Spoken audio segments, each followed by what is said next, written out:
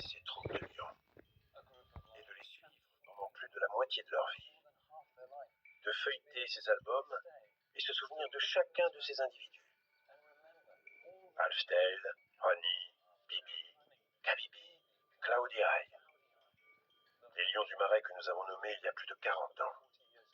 Les lions que nous observons encore aujourd'hui. Nous sommes toujours attirés irrésistiblement vers cet endroit. Pas simplement le Masai Mara, mais cet endroit précis, le Marais Mushiara. C'est une chance extraordinaire de pouvoir vivre aux côtés des grands félins. Je m'appelle Jonathan Scott, et avec ma femme Angela, depuis plus de 40 ans, nous suivons les lions, les léopards et les guépards de la réserve nationale du Masai Mara. Pour nous, ce ne sont pas de simples félins, mais des individus à part entière. Notre ami Jackson Oleleseya, qui vit sur ces terres depuis toujours, ressent la même considération que nous envers ces animaux. Ensemble, nous allons lever le voile sur les histoires personnelles de ces bêtes fascinantes.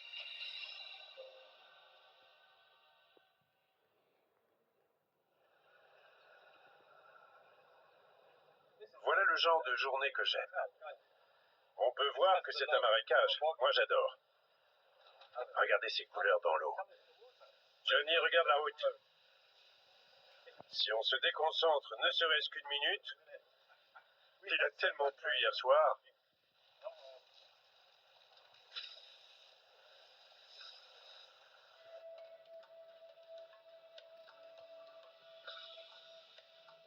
Nous sommes sur le territoire de la troupe du Marais, dans une zone qu'on appelle Bilashaka, et qui signifie sans faute en swahili, car on y trouve toujours des lions.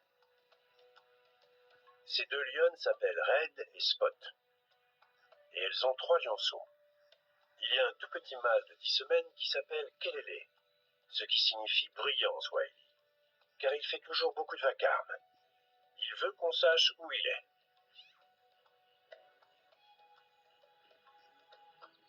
Je peux voir 2 mâles par là. J'ai l'impression qu'il y a une proie. Les lionceaux vont peut-être pouvoir manger.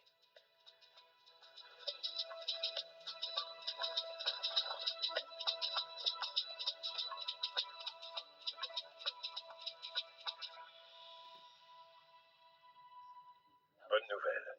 C'est l'un des guerriers et ce sont les pères des lionceaux. Red est prudente, mais Kelele n'en a rien à faire. Il ne faut pas oublier que parfois, les lionceaux sont tués par les mâles. Quand on voit l'attitude de ces petits, le plus gros qui joue avec Kelele, ils sont complètement détendus quand les mâles sont à proximité. Mais les mères, elles, restent prudentes. Attention! Regardez-moi ça. Il dit, c'est à moi. Il tolère les petits car ils sont de la même famille après tout. Mais pas les femelles.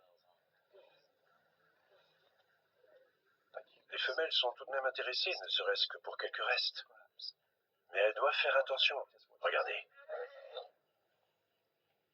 Ça, en lion, ça veut dire, bouge de là, c'est à moi.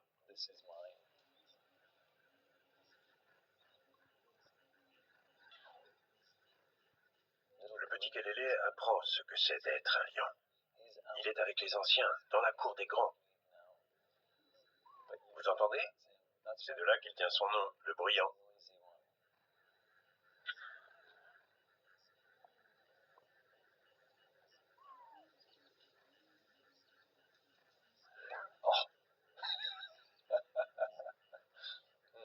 C'était un plaquage de rugbyman, c'est du sérieux. Ce qui est super, c'est qu'il est assez grand pour se faire chahuter et qu'il aime bien ça. Il provoque le jeu.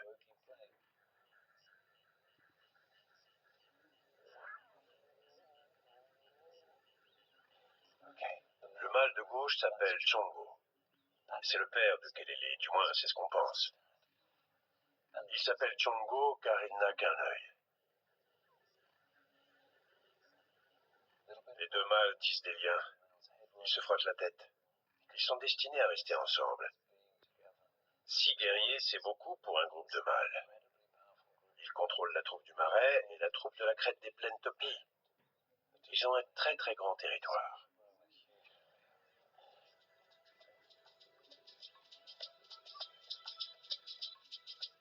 Il ne me manquait que ça. La présence de ces grands mâles, les guerriers. Mais je ne suis pas totalement convaincu. C'est chouette, mais pas autant que je le souhaiterais. J'aimerais bien que ces mâles passent moins de temps à Bilachaka, à la limite du territoire, et plus de temps là où Kabibi, Claudia et Dada et les autres femelles sont, là où sont les lionceaux. C'est là que je veux les voir.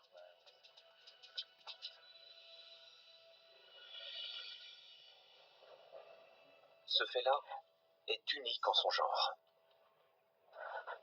Je crois qu'elle a vu quelque chose. Ça se voit à sa façon de scruter l'horizon. Il y a des gazelles de Thompson là-haut. Dès que l'on repère la proie qu'elle risque de chasser, on se met en position. Je suis le meilleur pour ça.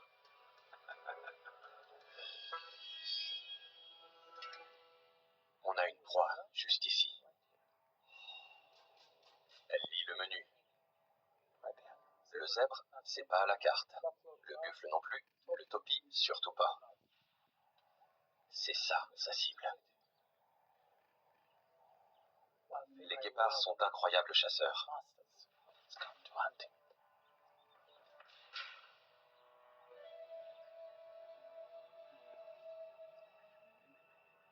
C'est un mâle Thompson.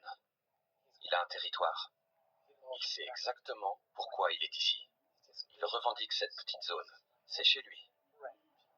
Mais parfois, quand on est seul et qu'on n'a pas une autre paire d'yeux pour assurer ses arrières, on est vulnérable. Ces félins passent toute leur vie sur le fil, du jour de leur naissance à celui où ils fermeront les yeux à jamais. Elle se déplace tout doucement en direction de la gazelle. Elle va devoir sprinter. Les gazelles sont rapides.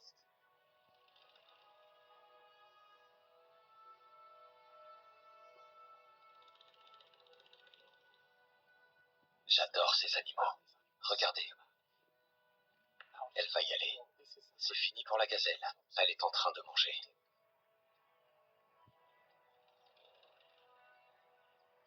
Ça y est, elle s'élance.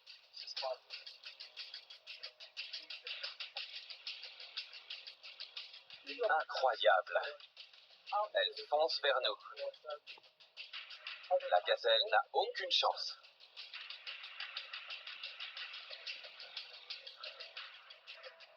Et voilà. C'est une incroyable guéparde. Amani a maintenant de quoi manger. C'est toujours un bonheur de voir une guéparde et ses petits survivre. Survie qui dépend de cette gazelle. C'est un très vieux mâle. Sa mort permet au guépard de vivre. C'est un mal pour un bien.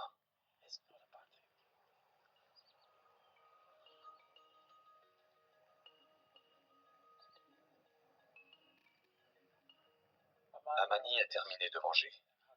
Ses petits sont repus et contents. Ils se retirent dans leur cachette pour le reste de la journée. Les vautours arrivent. Ils sont nombreux. En plus, ils vont attirer les hyènes et toute leur clique. Regardez, les lions arrivent. Quelle surprise! C'est de ça qu'Amani devait avoir si peur. Incroyable. Une lionne et ses lionceaux. Ce n'est pas le genre de charognard qu'on s'attend à voir. Mais les vautours attirent toujours les ennemis des guépards. Elle n'a pas à s'inquiéter. Elle a bien mangé. Elle est tranquille pour quelques jours. Les lions n'ont que des restes.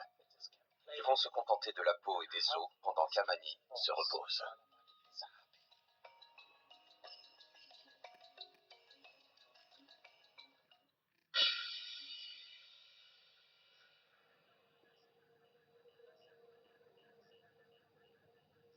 a un problème. Hier, quand on est parti, il y avait 4 petits et je n'en vois plus que 3. Je croise les doigts pour qu'ils soient quelque part par là, peut-être dans ce fossé. Les femelles arrivent. On saura très vite si un lionceau a disparu ou non.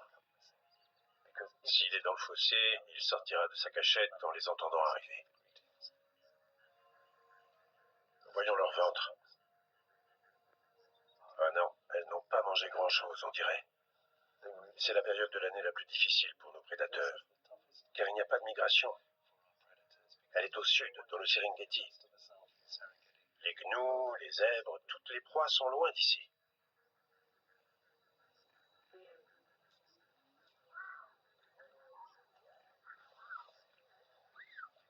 Regardez comme les lionceaux sont excités. Ils ont faim. Ils ne sont pas seulement contents de voir leur mère, ils veulent se nourrir.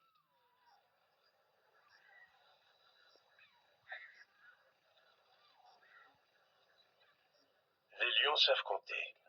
Elles vont finir par se rendre compte que quelque chose ne va pas et qu'il manque un lionceau.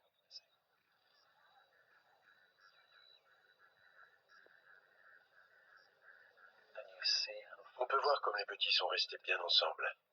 Il y a dû avoir un sacré imprévu pour que l'un d'entre eux disparaisse ainsi. C'est pour cela qu'il est si important que les lionceaux soient élevés en groupe, pour qu'ils soient avec leurs frères et sœurs lorsque leur mère n'est pas là.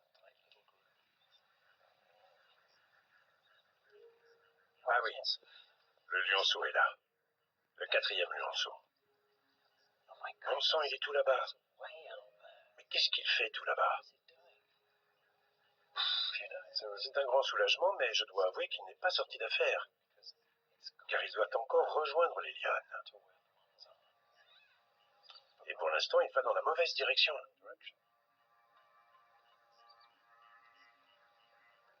De mon point de vue, il est à 2 pas. Mais c'est loin pour les lionnes. La mère est debout. Elle fait du bruit avec les autres lionceaux. Peut-être que le petit va les entendre.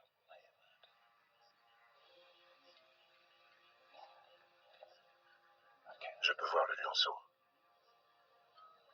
Il arrive. Fantastique. Allez, continue, petit.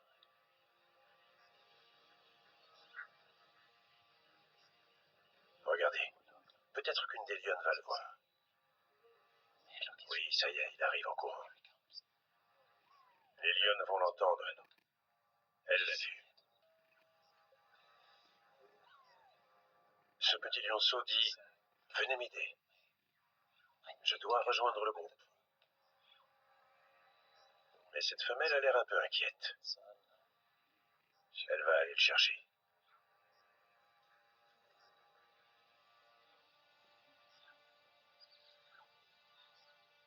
Oui. Le revoilà.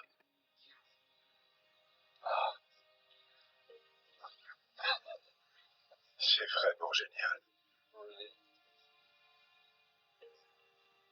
Vous savez, ça me rappelle qu'on ne peut rien prendre pour acquis. On vient tous les jours dans l'espoir de trouver les lionnes et les 4 petits. Kabila Chaka, le petit Kelele ira bien. Mais parfois ce n'est pas le cas. C'est aussi ce qui fait qu'Angie et moi aimons tant cela. Quel privilège d'être aux premières loges.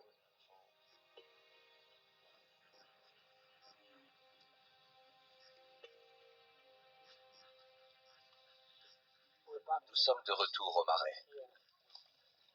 Il y a beaucoup de hyènes et un hippopotame mort. Les hyènes s'amusent beaucoup. Elles savourent un petit déjeuner matinal. Les hyènes sont une espèce essentielle dans le Masai Mara. Certains pensent que ce sont des charognards. C'est vrai, mais ce sont aussi des chasseurs hors pair. Les hyènes sont des créatures incroyables à la mâchoire puissante, plus que celle d'un lion ou d'un léopard. D'ailleurs, la peau de l'hippopotame est très épaisse. Et ce sont les hyènes qui en transpercent la peau pour les autres animaux, comme les vautours, les crocodiles et tous les autres.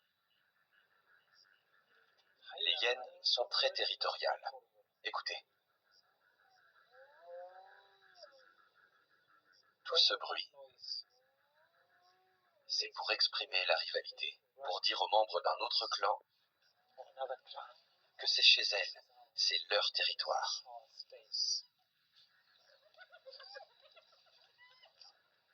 Les hyènes font beaucoup de bruits différents selon ce qu'elles font. Lorsqu'elles rient, elles se soumettent. On peut croire qu'elles sont très contentes, mais non, pas du tout. Une hyène rit pour dire « désolé ».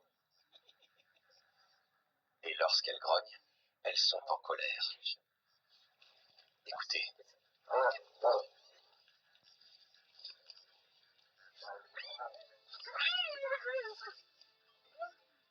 Les hyènes sont très contentes de manger sur un hippopotame. Elles sont au paradis, dans une eau très sale. Mais si les mâles ou les femelles de la troupe du Marais arrivent, s'ils découvrent ce buffet, il sera très intéressant de voir qui est le vrai roi du Marais.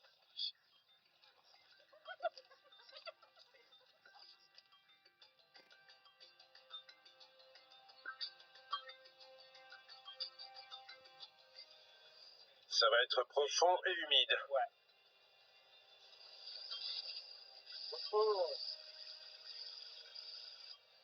Ça va aller en empirant en approchant de Dave Street. Bon, je m'accroche à Sheila. Et voilà.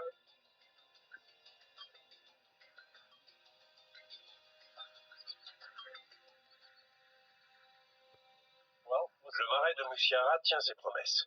À certains endroits, c'est un lac.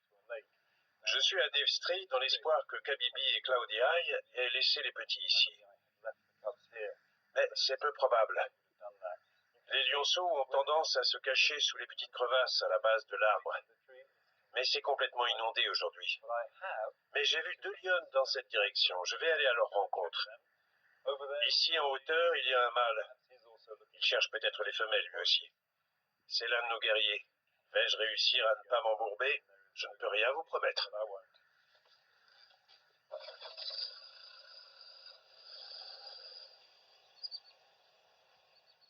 Il y a tellement d'eau. Il nous faudrait un véhicule amphibie. Vraiment. On va bien finir par trouver ces lions.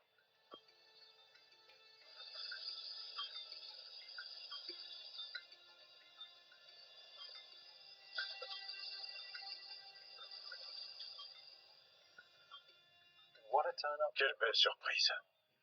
On cherchait Kabibi et Claudia et sans relâche. Et qu'est-ce qu'on trouve? Une lionne avec 2 minuscules bébés.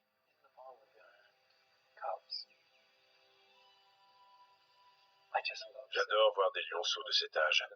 On dirait des oursons en plus. Ils sont adorables.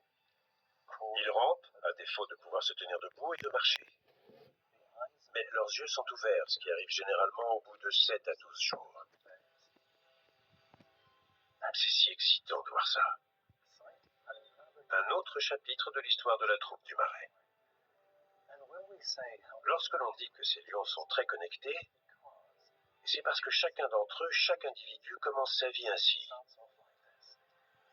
En minuscule boule de poil, qui deviendra un jour un lion majestueux ou une grande lionne. C'est excitant, c'est exaltant. Et c'est toute la beauté de ces années que nous avons passées sur les traces de ces lions.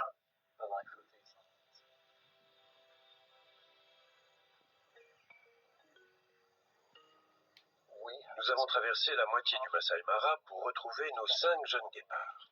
J'ai toujours du mal à croire que 5 guépards vivent ensemble. C'est presque inédit. La dernière fois qu'on les a vus, c'était pendant la migration. Ils attaquaient des gnous. À présent, ils sont loin dans le sud. Quelle sera leur prochaine cible? Regardez comme ils sont trapus à côté des femelles. Ce sont de gros félins bien musclés.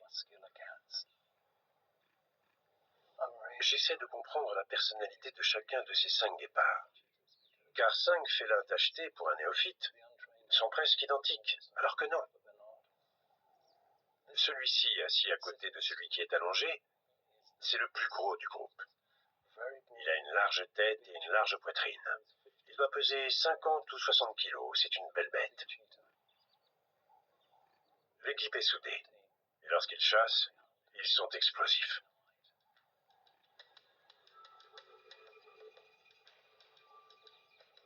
C'est à couper le souffle.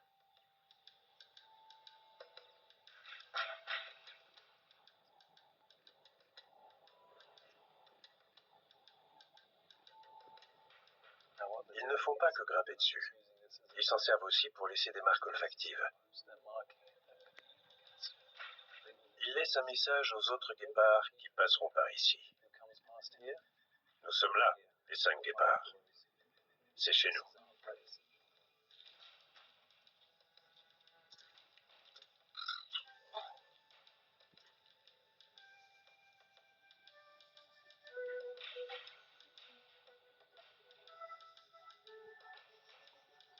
Quand je regarde ces 5 magnifiques guépards, j'ai du mal à y croire. On a l'impression qu'ils sortent d'un grand sanctuaire de félins. Mais nous sommes en Afrique. C'est bien réel. Et c'est extraordinaire.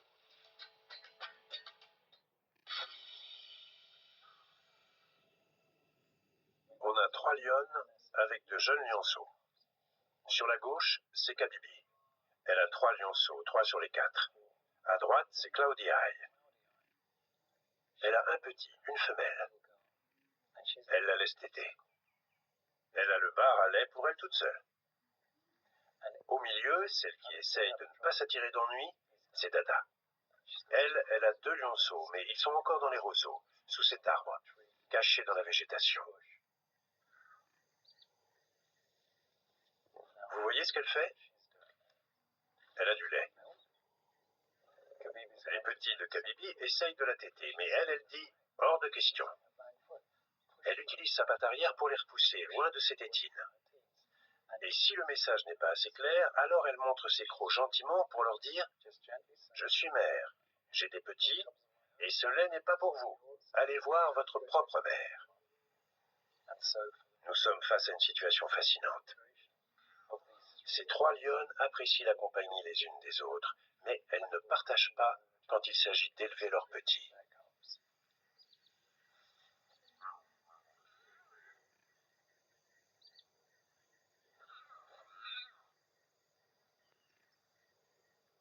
Incroyable. Kali est blessée, comme si quelqu'un avait entaillé son visage avec une lame de rasoir, comme si on l'avait coupé du coin de la gueule jusqu'à l'oreille. D'où ça peut venir? Vous savez, les lions ont du mal à se nourrir. Ils ont chassé les phacochères. Les mâles ne sont pas des proies faciles avec leur défense, pas les grosses qui sont courbées, mais celles d'en dessous. Ce sont de véritables poignards. Les canines inférieures sont très tranchantes. Quand un phacochère agite la tête, il peut vous éventrer. D'où que ça vienne, ça a l'air douloureux.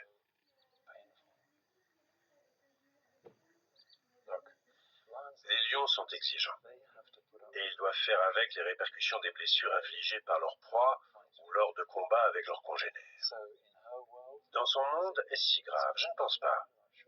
Mais on peut voir que ça la dérange. Elle se frotte. Elle va essayer de lécher ses plaies. Ça lui fait mal, c'est certain. Et maintenant, que va-t-on faire? On dit toujours qu'on ne doit pas intervenir, et qu'on doit laisser la nature suivre son cours. Si vous pensiez que les lions avaient la vie facile, vous allez changer d'avis. Nous parlons souvent des dangers et des épreuves que ces grands félins traversent, mais c'est la réalité. La vie de ces lions est vraiment précaire. Ces lionceaux, ceux que nous observons et auxquels nous nous consacrons, seule la moitié d'entre eux survivra. Ces animaux nous embarquent dans un voyage incroyable sur le plan émotionnel. Ces créatures sont extraordinaires et ça brise le cœur de voir ça.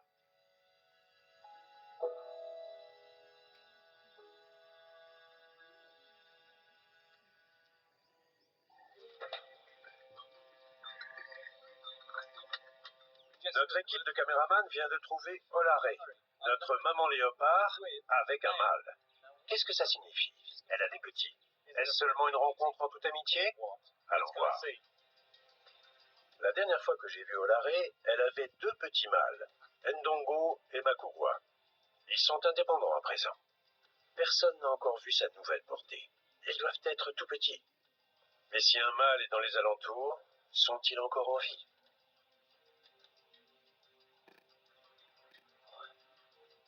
C'est le plus gros léopard mâle que j'ai jamais vu.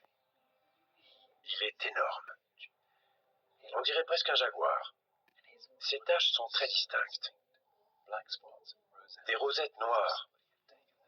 Comme si quelqu'un avait trempé son doigt dans du charbon de bois. Il l'avait peint. C'est magnifique. Magnifique. La femelle arrive. Elle est bien plus petite. C'est Olaré. Je peux voir des marques sur ses tétines, là où elle allait, ou ses petites têtes. Mais a-t-elle toujours ses petits? Et si oui, pourquoi solliciter l'attention de ce mâle? On dirait presque qu'elle lui demande ce qu'il se passe. Les femelles ne passent pas de temps avec les mâles d'habitude. Ils mènent une vie séparée.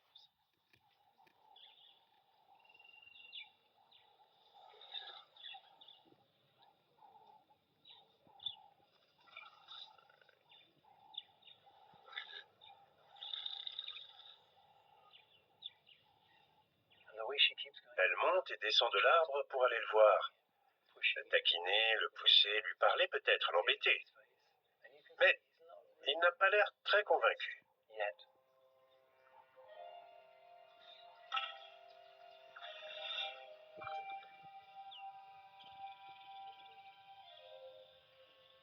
Ils sont au sol à présent.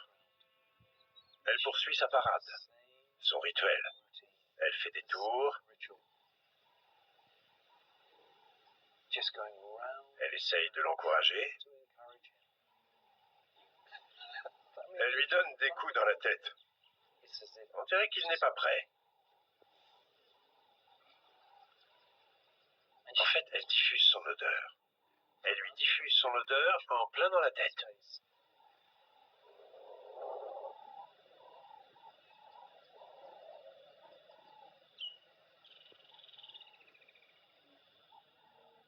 Ah, il a changé d'avis.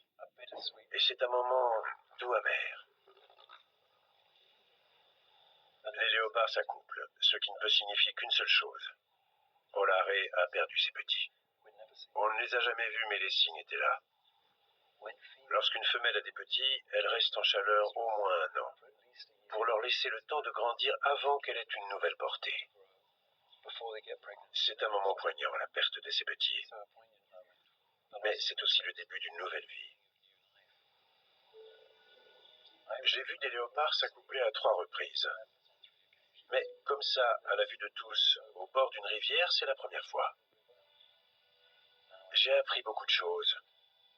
Et on ne peut pas être certain qu'Olaré ait été fécondé. Mais si tel est le cas, dans 90 jours environ, une nouvelle génération verra le jour. Et croyez-moi, nous reviendrons les observer à l'avenir. Car c'est ce que nous faisons et c'est ce que nous aimons.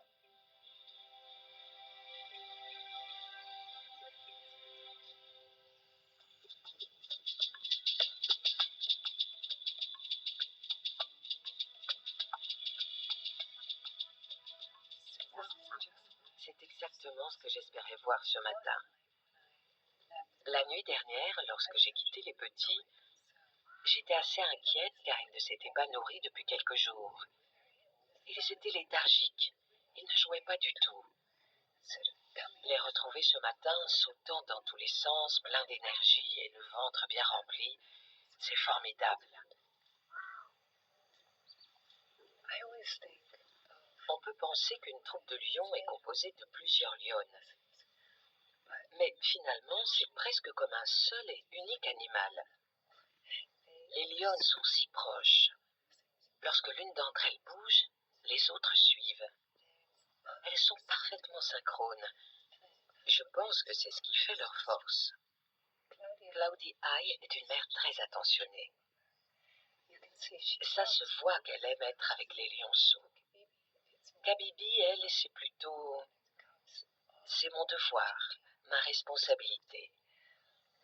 Mais Cloudy Eye est une mère de bout en bout. Parfois, elle a tout simplement envie de jouer avec les lionceaux. Elle les appelle, elle les amène à elle. Elle arrive à les attraper par la tête avec sa patte et à les attirer vers elle. C'est une très bonne maman.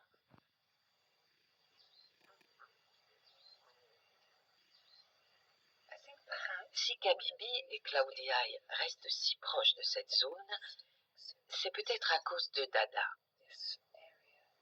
Dada vient de mettre bas.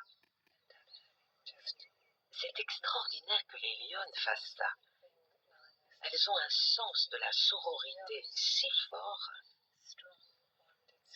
Ça va de soi pour elles. Elles forment ces crèches pour se serrer les coudes, car l'union fait la force. Il faut penser à beaucoup de choses lorsqu'on élève des petits, ou les laisser pour qu'ils soient en sécurité. Par exemple, dans la forêt, il y a toute une troupe de babouins. Les babouins sont un véritable cauchemar. Bien entendu, lorsque les mères sont là, ils sont en sécurité. Mais que se passe-t-il dans leur absence? On ne peut pas s'enfoncer dans les forêts pour savoir jusqu'où vont les racines, à quel point c'est sûr. C'est dangereux. C'est vraiment difficile d'élever des petits en ce moment. C'est une histoire qui me tient beaucoup à cœur et je continuerai de la suivre.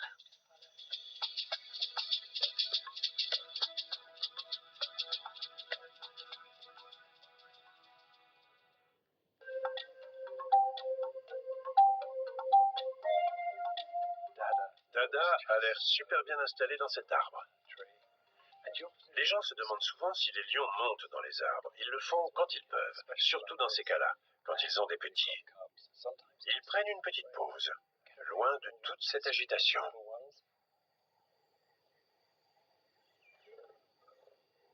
Regardez, c'est Cloudy Eye et son lionceau, sa fille. Si elle montre les crocs comme ça, c'est parce qu'elle ne veut pas que les trois autres lionceaux la têtent. Parfois, elle les laisse téter, mais cette fois-ci, elle leur dit « Non, laissez-moi tranquille ». Et c'est pour ça que Dada est bien contente d'être perchée, loin des mouches et des lionceaux. Mais une autre lionne arrive. Ce doit être Kabibi. Elle veut grimper, mais il n'y a pas assez de place pour deux. Elles sont plus gauches que les léopards. Dada descend. Regardez, un éléphant arrive, un mâle. Il doit vouloir se nourrir. C'est l'endroit idéal. Une végétation luxuriante, de l'eau. Il sent l'odeur des lions et ça change tout.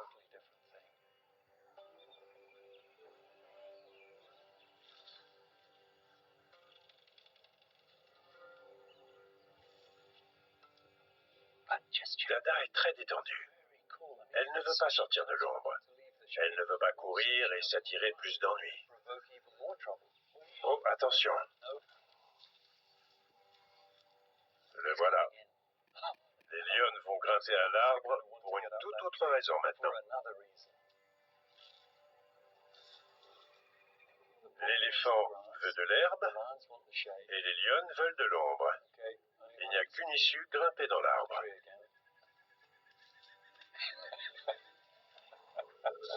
Tu devrais aller un peu plus haut.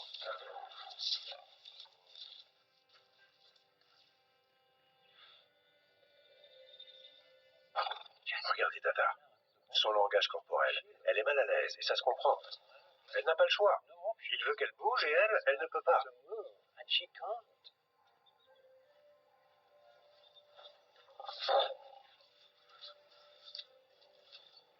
C'est fascinant de voir ce genre de confrontation. L'équilibre des forces entre les lions et les éléphants. Ce n'est pas encore fini. L'éléphant se dirige vers la cachette des lionceaux. Ils sont dissimulés sous une souche. Espérons qu'ils ne paniquent pas. Ce pourrait être très dangereux s'ils s'enfuient.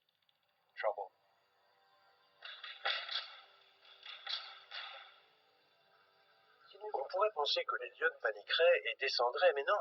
Si elles descendent, l'éléphant s'énervera encore plus. Voilà Claudia.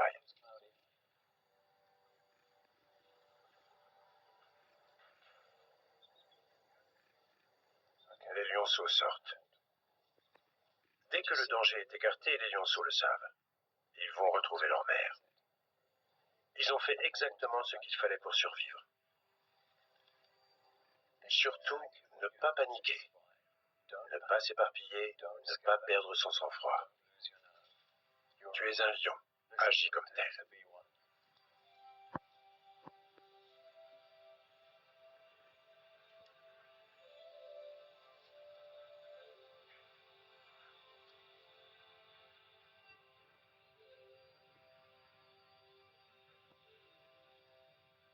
Les 5 jeunes guépards viennent de tuer un petit phacochère. Un marcassin, ce n'est pas grand-chose pour eux. Leur ventre est toujours plat. Quand ils ont faim, ils ont faim. Ils ont saisi une opportunité. Ils lèvent la tête et se demandent « Et maintenant ?» Un topi, ce serait super. Un gnou, ce serait parfait. Mais on est en pleine journée. C'est vide, il n'y a aucune de ces espèces. Ils ont tous besoin des calories qu'ils ont dépensées dans la nuit à marcher et à patrouiller. Regardez comme ils analysent. Ils se demandent s'ils ont l'énergie nécessaire pour tuer une grosse proie. Il ne faut pas traîner. Quand ils veulent quelque chose, ils vont le chercher et ils l'obtiennent. Ce sont les animaux les plus rapides sur Terre. Leurs proies n'ont aucune chance. Elles doivent se rendre. Le leader semble dire « En route pour notre prochaine aventure. On va les suivre pour voir ce qu'ils font. » Ça va être très très intéressant.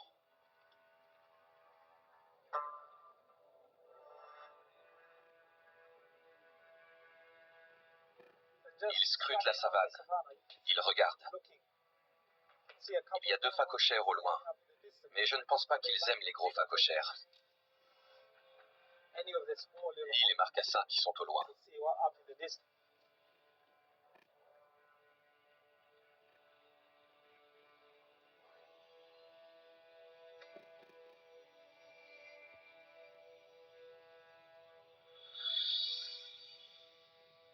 Nos guépards observent ce zèbre et ont l'air très intéressés. Ils regardent ce bébé zèbre. L'un d'entre eux est debout. Ils pressent le pas. Ils s'accélèrent tous les 5.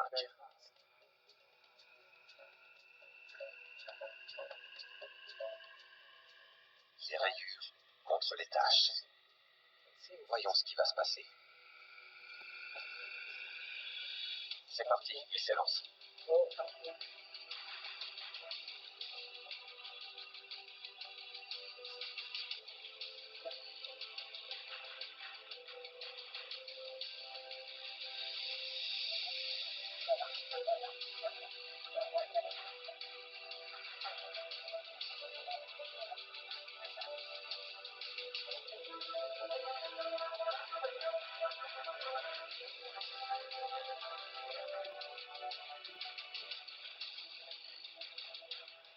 dans le mille. N'est-ce pas incroyable? Magnifique.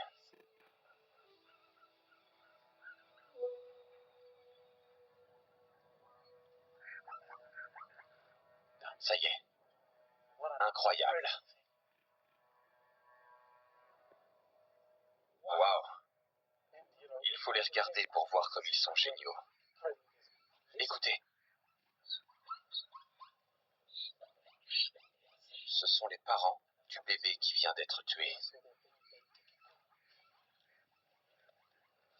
C'est très dur. Ils ont traversé la rivière Mara et ses crocodiles, et bien d'autres obstacles, pour venir ici et tomber sur ces 5 guépards.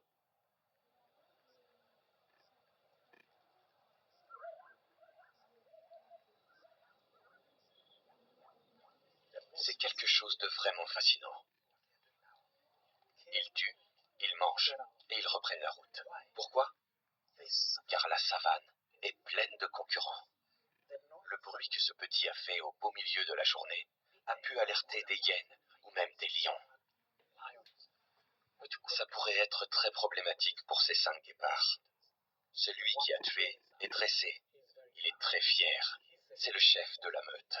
C'est lui qui lance l'assaut. Une vraie machine. Quel animal incroyable!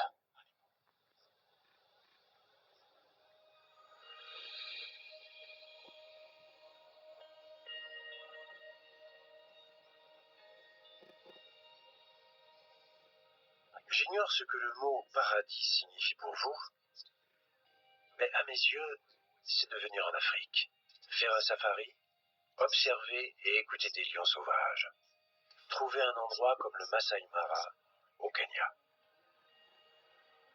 Depuis que je vis en Afrique, les lions représentent pour moi la créature emblématique de ce continent, un symbole de courage et de force.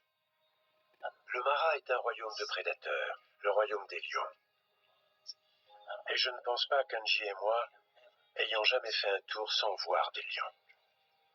C'est un endroit idéal pour eux.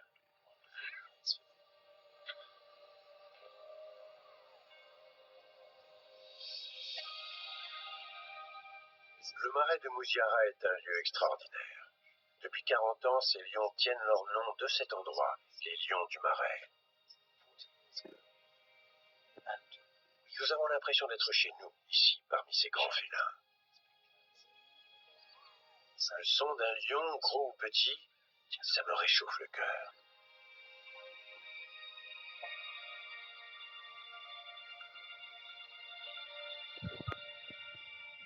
Regardez ce ciel. Sérieusement. Quelle chance j'ai.